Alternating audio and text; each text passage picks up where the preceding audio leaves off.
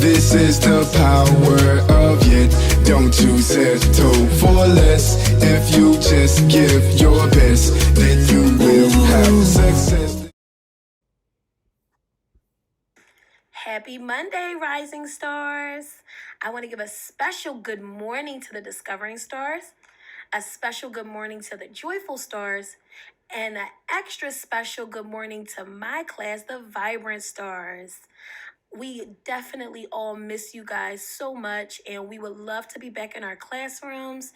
But I am just so grateful that you guys are staying home and that you are being safe and that you are continuing to do your reading so we can keep on getting smart.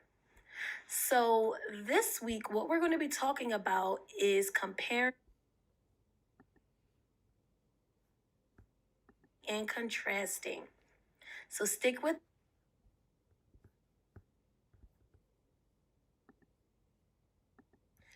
Now, let's read today's objective together. I can describe the connection between two individual events, ideas, or pieces of information in a text.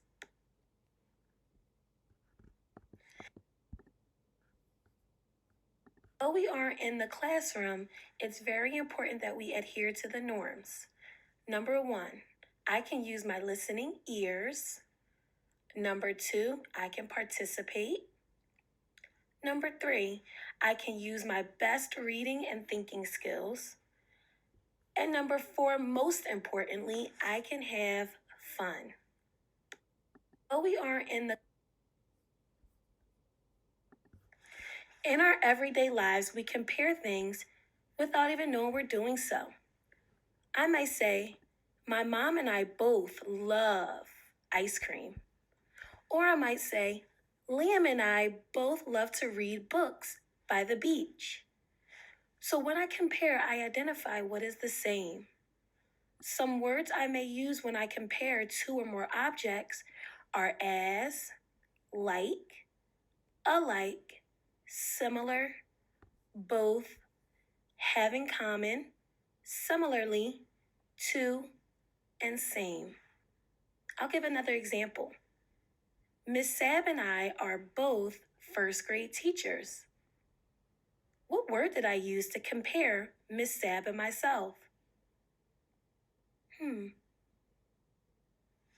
You've got it. Both. You give it a try.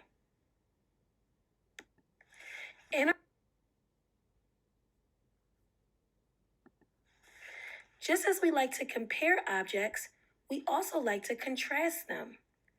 When I contrast, I identify what is different.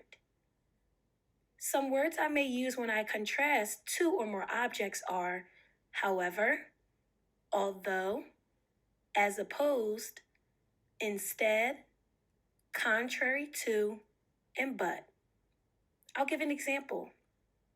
Miss McIntyre loves to eat sushi, but I'd rather eat pizza. What word did I use to contrast Miss McIntyre and myself there? You've got it. But. Now, why should we compare and contrast when we read? When you read, think about how things are similar and different to help you understand the text more. You'll be able to identify how the characters are the same, how they're different, and what makes this story special.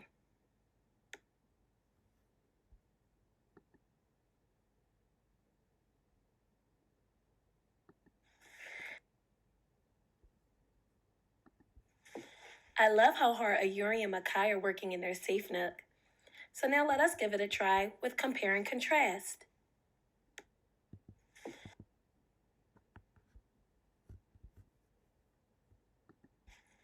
Well, our Vibrant Stars finest. Is that Miss Kaplan and Siani? Let's say hi, everybody. So what we're going to do for our example today is we're going to see how are we the same and how are we different. I'm sure you can already come up with at least two things. Let's give it a shot.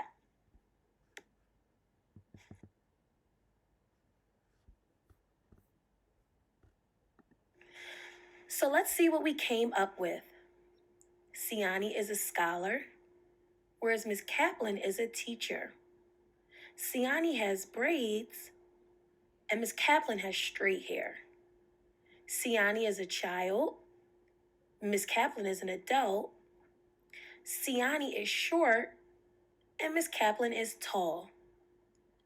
Now, because I just listed the differences, was that comparing or contrasting?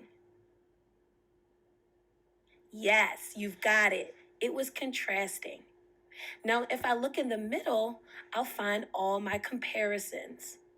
We're both girls, African American, a part of Vibrant Stars, and have glasses in this picture. Can you think of any more? Tell your neighbor.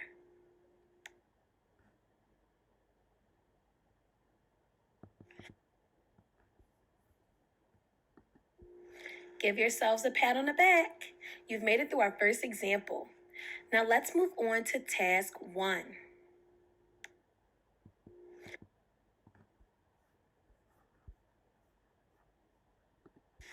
Task 1. For this one, we're going to be comparing butterflies to bees. I'm going to read the paragraph first, and then you're going to read it on your own afterwards. Let's start. Butterflies and bees have many things in common. They are both insects that live all over the world.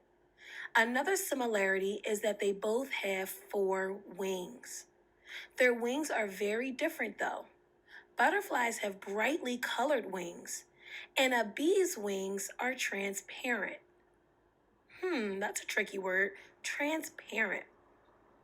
Let's see if we can figure out what that means before we go on. If it says that a butterfly's wings are brightly colored and a bee's wings are the opposite, transparent must mean... Think about what's the opposite of brightly colored. I'll give you a second. Exactly. Transparent must mean that this lacks color. It probably just blends in with the background or has no color at all. So let's keep moving on. Bees live in large groups called color. So let's keep moving on. Bees live in large groups called colonies. Butterflies do not. They often travel by themselves. Butterflies and bees are also similar because they both feed off of nectar and pollen from flowers. Now you give it a shot.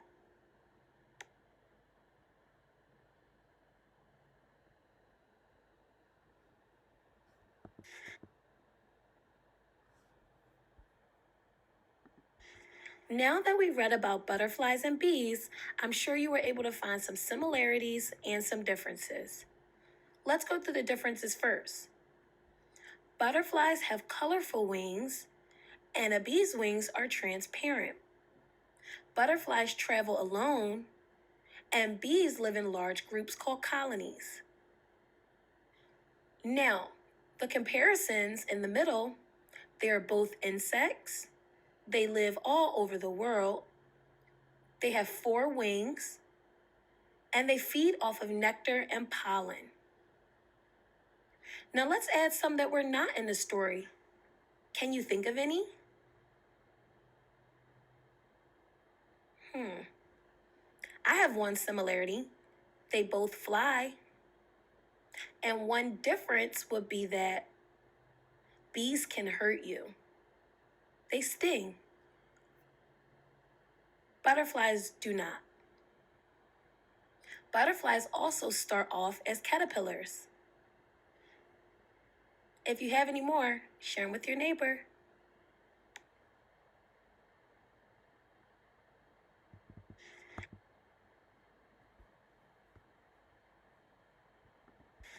On to task 2, comparing basketball to football. Now, I'm not too familiar with the football players today, but my favorite basketball player is LeBron James. Who's yours? I'm sure I hear Allen Iverson, LeBron James, Kobe Bryant, Steph Curry, many more. So what we're going to do now is we're going to read the similarities and the differences between basketball and football. I'm going to read it first, and then I want you to read the paragraph last. Let's start. Basketball and football have many things in common. Both are team sports. Players pass the ball to their teammates to help move the ball down the court and field. Both sports can be played outdoors.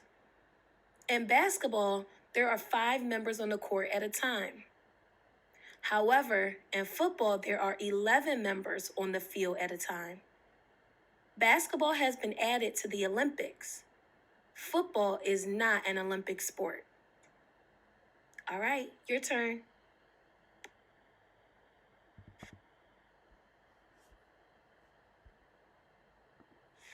Now that we've read about basketball and football, I'm sure you were able to find some similarities and some differences.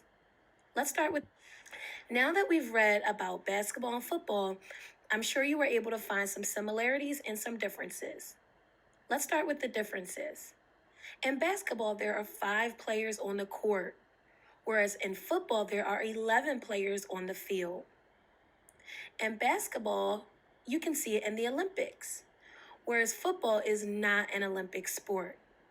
Now, I'm sure there are many more differences between the two, but we're just going based on our reading. For our comparisons in the middle, we have that they're both team sport. You pass the ball to your teammates, and it can be played outdoors. If you have any more, drop them down and send them to your teacher later.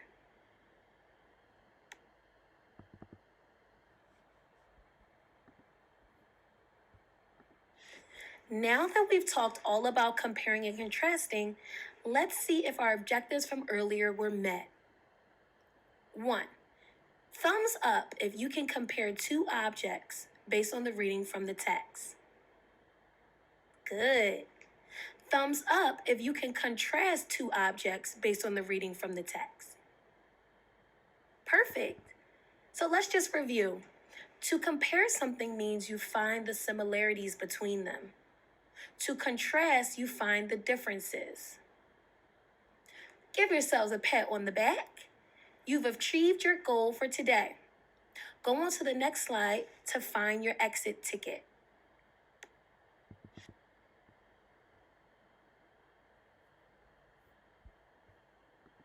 We've reached the end of our lesson, and here is your exit ticket. I want you to find 2 objects in your home and give me 2 ways they are similar and 2 ways they are different. You should write these down and send them to your teacher. And I am giving you all some shine because you did an excellent job today, and I am very proud of each and every one of you. Have a great day on purpose, everyone. We've